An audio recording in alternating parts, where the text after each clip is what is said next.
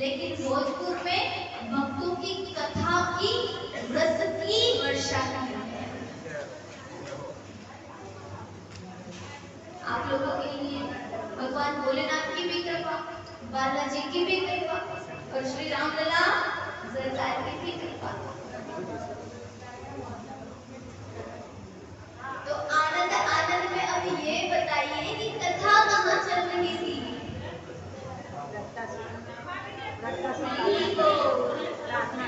हाँ, रत्नासुर के माध्यम से हम सबने भगवान के चरणों में एक प्रार्थना समर्पित की। हरे कृष्णा।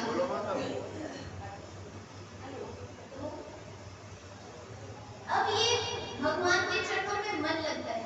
अब तक हम कहाँ पहुंचे कि भगवान के चरणों में हमारा मन लग जाए। लेकिन ये तो बताओ कि भगवान के चरणों में हमारा मन लग जाए, इससे होगा क्या?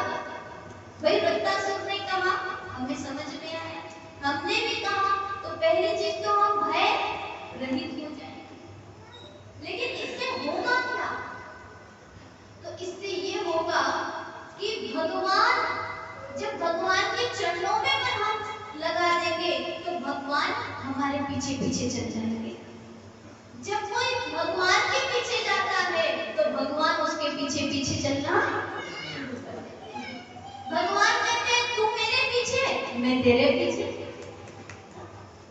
जो माया के पीछे जाता है उसके पीछे भगवान नहीं आते। लेकिन जो जगन्नाथ के पीछे जाता है तो फिर माया उसके पीछे पीछे आती है।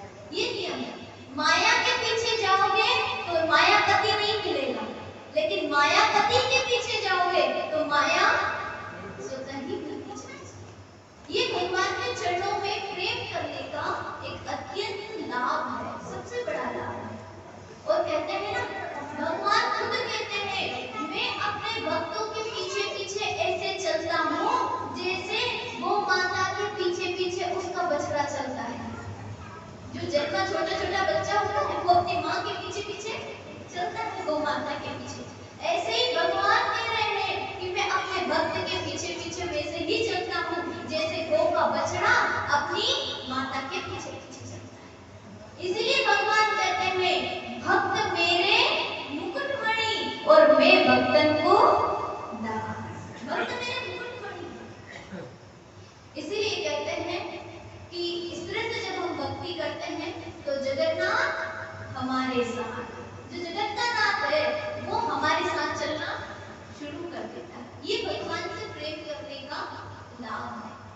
तो अब हमारी मूल बात पे आ जाते हैं कि ये तो बताओ कि ऐसा भगवान ने कब कब किया कि भगवान पीछे पीछे चलने लगे।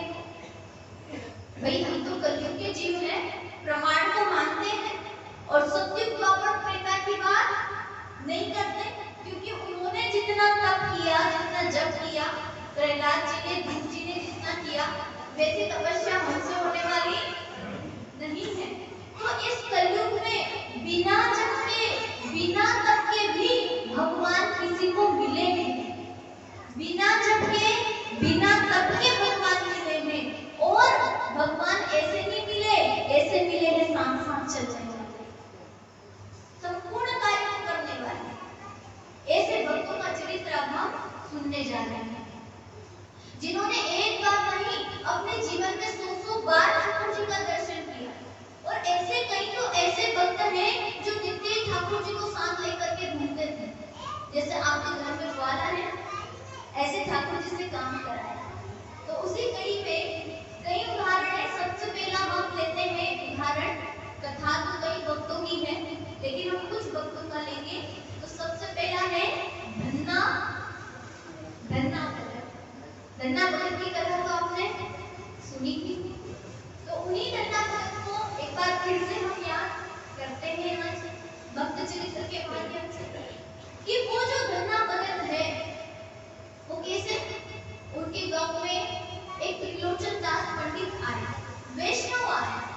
और जब वैष्णव आए तो उनके घर में ठहरे और उनको देखा तो वो जो वैष्णव है रोज सुबह से ठाकुर जी को स्नान कराते हैं, फिर चंदन लगाते हैं, फिर धूप नैवेद्य लगाते हैं, अर्चन करते हैं, पूजन करते हैं। उस धन्ना भगत ने देखा, उस छोटे से बालक ने देखा, एक छोटे से बालक ने देखा और उसके मन में ये बात आई कि ये जो ठाकुर जी की सेवा करते हैं, ऐसी की ऐसी ठाकुर जी की सेवा मैं भी करूंगा। उसके मन में भावना जगी कि मैं भी ठाकुर जी की ऐसी पूजा करूंगा। अब वो वैष्णव ब्राह्मण से जिद करने लगा कि ये जो ठाकुर जी है आप हमें दे दो, ये ठाकुर जी आपके हमें दे दो। उन्होंने कहा, उसके पिताजी कहने लगे, अरे बेटा ये सेवा पूजा इनका काम है, ये काम अपना नहीं है, ये तो फुर्सतियों का काम है। इनको सजाते रहे, तैयार करते रहे, इनको लेके घूमते रहे, इनको भोग लगाते रहे, ये अपने बस का काम नहीं है। खूब समझाने का प्रयास किया परिवार ने, पिताजी ने, लेकिन बच्चा कहने लगा कि ठाकुर की सेवा तो मैं भी करूंगा। जिद पड़ गया। तो त्रिलोचन दास पंडित जी ने सोचा छोटा बच्चा है, मान जाएगा, एक पत्थर का टुकड़ा उठाकर दे दिया। ये तेरे ठाकुर जी। बोले ये मेरे ठाकुर जी? हाँ ये तेरे ठाकुर जी हैं, जा ले जा। बोले इनकी सेवा करूंगा? बोले हाँ इनकी सेवा करना। बस उसके मन में भावना आ गई कि ये मेरे ठाकुर जी हैं, ये मेरे शालिग्राम जी हैं और मैं इनकी ही पूजा करूंगा। यही भगवान है जो भक्तों के काम को साधते हैं। उसने पत्थर का टुकड़ा नहीं समझा, उसने शालिग्राम जी नहीं समझा, उसने समझा कि साक्षात भगवान है जो मेरा काम साधेंगे। भगवान भक्तों का काम साधते हैं, ये मेरा काम साधेंगे। धर लिए जेबों में, जहां भी जाता सुबह से स्नान करा लेता, तिलक चंदन लगा लेता, रोटी बांध ली और ठाकुर जी को भी जेब में धर लिया। शालिग्राम जी को जेब में धर लिया, ले चला, गैया चराने गया है। गैया चराते चराते भूख का समय आया, भोजन करने का समय आया, तो वो जो वैष्णव थे उनकी बात याद आ गई। धन्ना को कहा था, धन्ना जब अगर रोटी खाए, कुछ भी खाए, तो भोजन करे तो क्या करना है?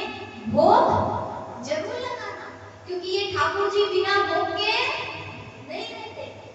बाके बिहारी जी, वृंदावन के बिहारी जी तो दिन में 4 बार भोग पाते। ये ठाकुर जी ऐसे नहीं जिनको भोग नहीं चाहिए, इनको तो मावा, माखन, मिश्री सब चाहिए, मिष्ठान सब चाहिए। उसने कहा देखो माखन, मिश्री, मिष्ठान तो मेरे पास नहीं है, लेकिन जो है सो जरूर खिलाऊंगा। सो जो दिक्कत मैं खाऊंगा वही ठाकुर जी को पवाऊंगा। अब लेकर के चला है, जंगल में गैया चराते चराते भूख लगी, अपनी भोजन की वो पोटली खोली और लेकर के बैठा।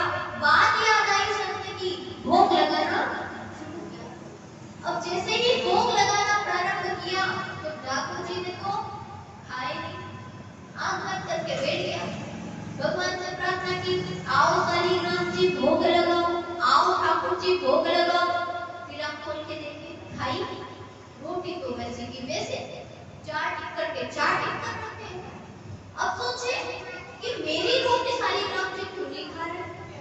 वो बाबा जब भोग लगाते थे तब तो खाते थे, और आज जब मैं भोग लगा रहा हूँ तो ये शालिग्राम जी मेरा भोजन क्यों नहीं कर रहे? शायद मुझसे कोई गलती हो गई।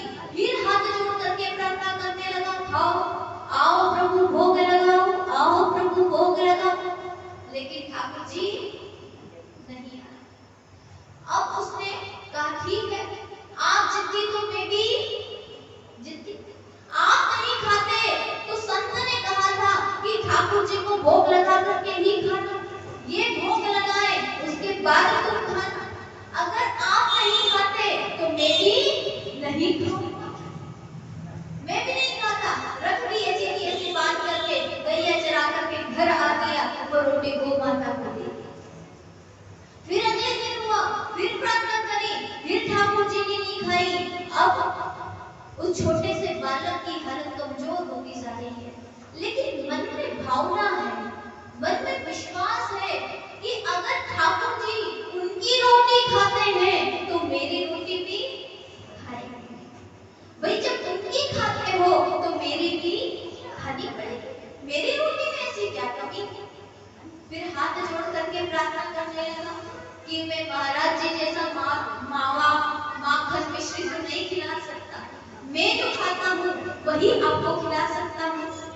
प्रभु आओ।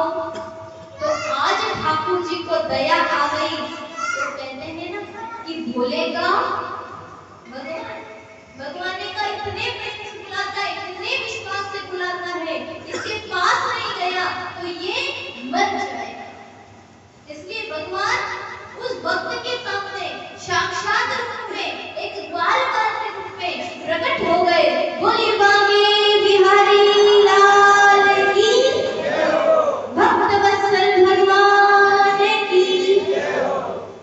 धन्ना भगत के सामने वो नीलमणि श्याम सुंदर, वो मोर मुकुटधारी घनश्याम श्याम सुंदर, छोटा सा बटुए जैसा मुख लेकर के, बिंबा फूल जैसे होठ लेकर के, अपने घुंघराले अलकाओं से मन को मोहित करते हुए प्रकट हो गए और कहते हैं लाओ धन्ना मेरी रोटी लाओ। अब धन्ना खुश हो गया, हाँ हाँ खाओ ठाकुर जी खाओ। भगवान खाने लगे। अब वो तो जगन्नाथ है, दोनों हाथों से खाने लगे। धन्ना देख रहा है एक रोटी खा ली है, ठीक है कोई बात नहीं, 2 दिन के भूखे कोई बात नहीं, एक रोटी खाई। फिर देखते देखते एक रोटी और खा गए। इतने में धन्ना ने देखा और बोला ओ ठाकुर जी बस 2 दिन के अगर आप भूखे हो तो 2 दिन से मैं भी भूखा, मैं भी 2 दिन से भूखा बैठा हूं। आपने नहीं खाई, मैंने भी नहीं खाई, बस दोनों का हिस्सा बराबर होगा। कल से 4 खानी है, बता दो कितनी खाओगे, कल से उतनी लेकर के आओ। अब धन्ना भगत रोज ठाकुर जी को भोग लगाता। ठाकुर जी रोज भोजन करते हैं, साथ साथ दोनों मिलकर के जैसे ग्वालवाल खाते थे, वैसे साक्षात ठाकुर जी आकर के धन्ना भगत के साथ भोग प्रसाद खाते। लेकिन ठाकुर जी की विशेषता है, भगवान की विशेषता है, भगवान की प्रकृति की भी विशेषता है कि जो हम भगवान को देते हैं, भगवान उसको अनंत गुना करके हमें वापस कर देता है। भगवान भक्त की कोई चीज वापस नहीं रखता। जब हम भगवान के पास भोग भी लगा देते हैं तो भगवान अपनी कृपा का अनुग्रह मिला करके वापस हमें दे देते हैं। उस अन्न को बनाने में जो पाप लगा वो तो ठाकुर जी ले लेते हैं और प्रसाद हमें दे देते हैं। इसलिए भगवान को जब कोई चीज हम भोग लगाते हैं तो उसे क्या कहा जाता है? प्रसाद कहा जाता है। प्रसाद क्यों है वो? प्रसाद का मतलब होता है आनंद। प्रसाद का मतलब क्या है? आनंद। और आनंद का मतलब ये है कि अब इसके कारण जो अन्न के भोक्ता होने के कारण जो आपको दुख मिलने वाला था, क्योंकि जब से बीज खेत में बोया जाता है तब से लेकर जब वो रोटी बनने तक, भोजन बनने तक कितने ही पाप होते हैं। और वास्तव में कई जीव के मृत होने के बाद चिड़ियों से चुराया, पिल्लड़ों को मारा, तब जाकर के वो अन्न हमारे घर में आया। कई जीवाणु विषाणुओं को मारा। तो उन सबका जो पाप है वो कौन भोगता है? भगवान को भोग लगाते हैं तो वो सारा पाप ठाकुर जी ले लेते हैं और उस अन्न को शुद्ध करके प्रसाद के रूप में हमें वापस दे देते हैं। इसलिए कहा जाता है, श्रीमद् भगवद गीता में भगवान ने कहा अन्नात् भवन्ति भूतानि पर्जन्यात् दत्त संभव यज्ञात् भवति पर्जन्यो यज्ञ कर्म समुद्ध। जब भी भोजन किया जाए सबसे पहले भगवान को भोग लगाया जाए। और जो भोग लगाए बिना भोजन करता है, सुन ले, कोई भी हो जो बिना भोग लगाए भगवान का भोजन करता है, अन्न को खाता है, वो अन्न नहीं खाता, वो तो साक्षात पाप खाता है, वो पाप करता है। इसलिए हमें चाहिए कि हम नित्य भोग लगाएं। अब जब भगवान भोग लगा रहे हैं तो बदले में सोचा कि इसको भी तो कुछ करना चाहिए।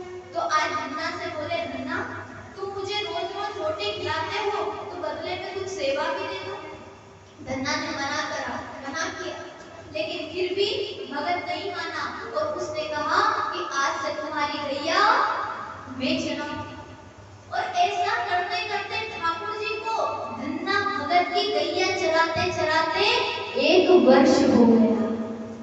1 वर्ष हो गया। 1 वर्ष से ठाकुर जी रोज गैया चराने जाते हैं, नित्य दर्शन देते हैं। अब 1 वर्ष बाद पुनः उन्हीं संत का उन्हीं गांव में आगमन हुआ। तो संत ने सोचा कि थोड़ा पूछ लूं कभी क्या किया इस धन्ना ने। तो बालक से पूछा, क्यों ठाकुर जी कहाँ है? ब्राह्मण देवता ने सोचा कि अब तक तो पता नहीं कहाँ पधरा दिए होंगे, फेंक दिए होंगे, क्योंकि इसके घर में या इसकी स्थिति तो ऐसी देख करके तो लग नहीं रहा कि ये पूजा पाठ सेवा पूजा करेगा। तो इसलिए पता नहीं कहाँ पधरा दिए होंगे।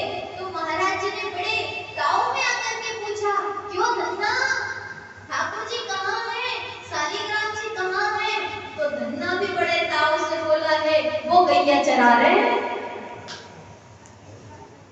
वो गैया चरा।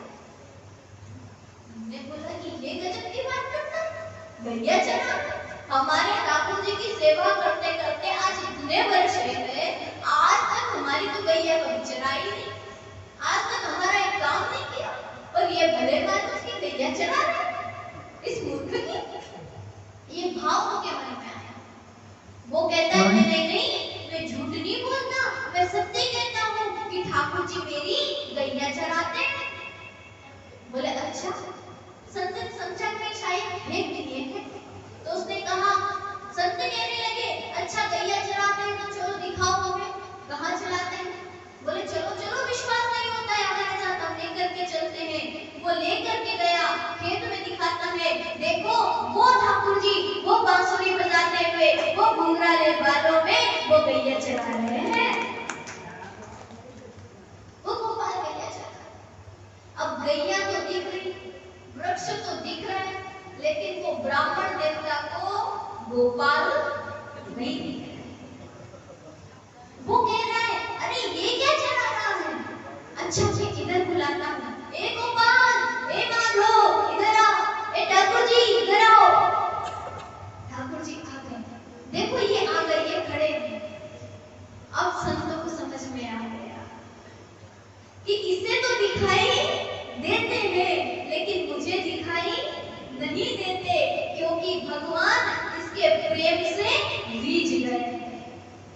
तब वो प्रार्थना करते हैं कि हे प्रभु आप कृपा करो और मुझे भी दर्शन दो। तो भगवान कहते हैं कि तुम धन्ना का स्पर्श कर लो, जब तुम धन्ना का स्पर्श करोगे तब मैं तुम्हें दर्शन दूंगा, तब मैं दर्शन दूंगा। जैसे ही धन्ना का स्पर्श उन ब्राह्मण ने किया, उन वैष्णव ने किया, वैसे ही जगतपति जगन्नाथ का दर्शन उन्हें ग्वाल बाल के भेष में हो गया।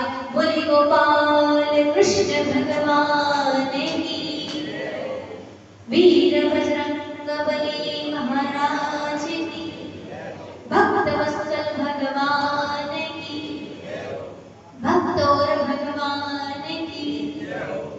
अरे भक्त के माध्यम से भगवान दर्शन दे रहे हैं और हमारी है कि जय जय भी नहीं निकल रही।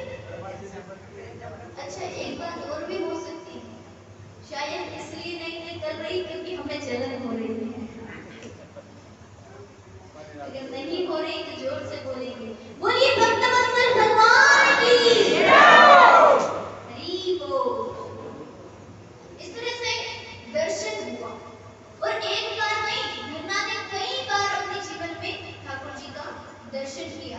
इसी धन्ना भजन की एक ऐसी भी कथा आती है कि एक बार धन्ना के घर पर संत आए, कई सारे संत आए, और जब बहुत सारे संत आए तो धन्ना ने उनको देखा, तो बड़ी आदत थी संतों की सेवा करने।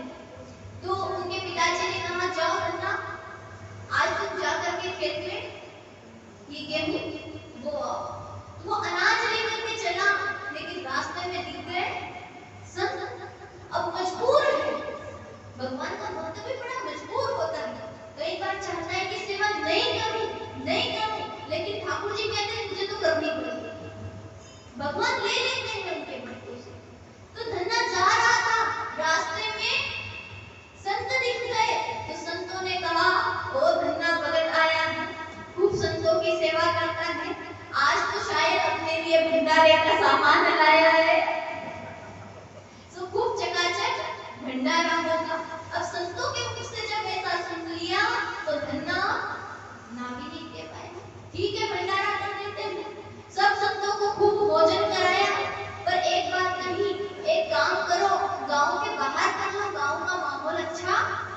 नहीं।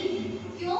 क्योंकि गांव में ले जाके कराया तो पिताजी घर से निकाल देंगे। इसलिए कहा संतों से कि आप गांव के बाहर ही अपनी कुटिया बनाओ और खूब भोग लगाओ। अब भोग तो लगा लिया। अब धन्ना ने सोचा कि अगर खेत में खेत बोने का नाटक नहीं किया तो पड़ोस वाले कह देंगे पिताजी से कि धन्ना ने खेत में हल नहीं चलाया, खेत में बोया नहीं है। इसलिए धन्ना ने अपने उन बोरों में गेहूं को संतों को दान कर दिए, उन बोरों में रेत भर ली है और रेत भर करके रेलगाड़ी पर रखकर चला और खेत में भगवान का राम राम राम राम राम राम बोलते हुए खेत पूरा भर दिया। दो ही दिन में आश्चर्य की घटना घटी कि किसी की फसल अभी आई भी नहीं थी और धन्ना का खेत तो लहराने लगा, पूरा हरा भरा। अब लोग आकर के कहने लगे, वारे धन्ना गजब की खेती करी इस बार तुमने तो, वारे धन्ना तूने गजब की खेती करी, तेरी एक जैसी तेरी खेती आई, गजब की तेरी खेती आई है। वाह! धन्ना समझ गया कि मेरी खेती का राज इनको पता चल गया है कि ये लोग अब सब मेरा मजाक उड़ा रहे हैं। धन्ना को सब कहते हैं, वाह तूने गजब की खेती करी, वाह तूने गजब की खेती करी, लेकिन धन्ना भगत की हिम्मत नहीं होती कि वो जाकर के अपना खेत देखे। कैसे देखे, क्या कहेगा? लेकिन जब कई दिनों बाद उस फसल को लहराते हुए देखा, खेत पर जाकर के देखा तो फसल लहरा रही है। और ऐसी फसल जो कभी नहीं देखी हो, गांव में कभी किसी की यहाँ ऐसी खेती नहीं हुई, ऐसी खेती धन्ना भगत के यहाँ हुई। ये किसका प्रताप है? ये भक्त की भावना, भक्त की सेवा और भगवान की कृपा, ये भक्त का विश्वास और भगवान की अनुकंपा का प्रताप है। तो इसी प्रकार से बोलिए भक्त वत्सल भगवान की